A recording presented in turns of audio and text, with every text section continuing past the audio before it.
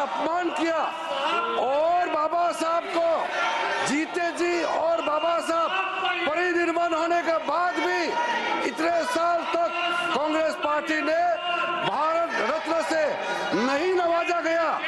और साथ साथ कांग्रेस पार्टी ने बाबा साहब को इंसल्ट करके 1952 में बाबा साहब को चुनाव में षड्यंत्र के तहत बाबा साहब को हराने का काम कांग्रेस पार्टी ने किया है।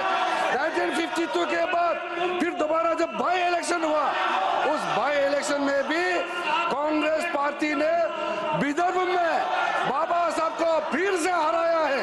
कांग्रेस पार्टी ने अगर बाबा साहब को कांग्रेस पार्टी नहीं हराते तो 52 के बाद भी बाबा साहब दोबारा चुन के इस सदन में पार्लियामेंट के मेंबर होते।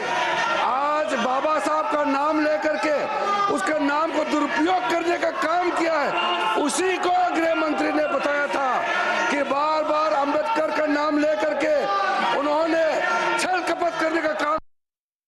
कांग्रेस पार्टी ने हमेशा बाबा साहब का अपमान किया है।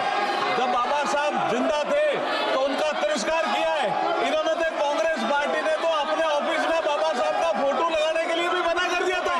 जो उस हाउस में, जो राज्यसभा में माननीय गृह मंत्री जी ने जो जवाब दिया था, जो संविधान की 75 साल की यात्रा पर उस हाउस की बात, और अब ये बाबा साहब के चित्र लेकर के आ रहे हैं और ये बाबा साहब का अपमान करने वाली पार्टी आज मजबूर हुई है, क्योंकि नरेंद्र मोदी जी ने बाबा साहब के 5 तीर्थ स्थान बनाए हैं। बाबा साहब का नाम स्वर्ण अक्षरों में लिखा जाने लगा है और ये बाबा साहब को संसद में आने नहीं दिया और अब ये ड्रॉन कर रही है ये पार्टी।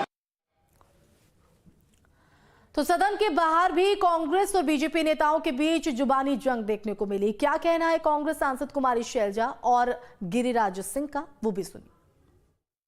मेरे साथ लोकसभा सांसद कुमारी शैलजा जी हैं। मैम, आज आप लोगों ने प्रदर्शन किया सदन के भीतर और सदन के बाहर भी, क्या मुद्दा था? गृह मंत्री जी ने बाबा साहेब के बारे में जिस तरह से सदन में अनादर दिखाया, अनादर ही नहीं बल्कि अपमान किया, देश आज उनसे माफी हम डिमांड करते हैं कि गृह मंत्री जी माफी मांगे देश से। बाबा साहेब की स्मृति में पूरे देश के लोगों से, हमारे नागरिकों से। वो निर्लज्ज पार्टी है जिसने बाबा साहेब अम्बेडकर जी को हराने का काम किया, जिसने अपने खानदान को तो सब पद्मश्री पद्म भूषण सब कुछ ले लिया, बाबा साहेब को नहीं दिया, स्टैचू तक नहीं लगाया, बाबा साहेब को हराने का काम किया। अब वोट के खातिर घड़ियालू आंसू बहाने के लिए वही बात अमित शाह कह रहे थे कल सदन में। अब घड़ियालू आंसू बहाने से कुछ नहीं होगा कांग्रेस को। और अब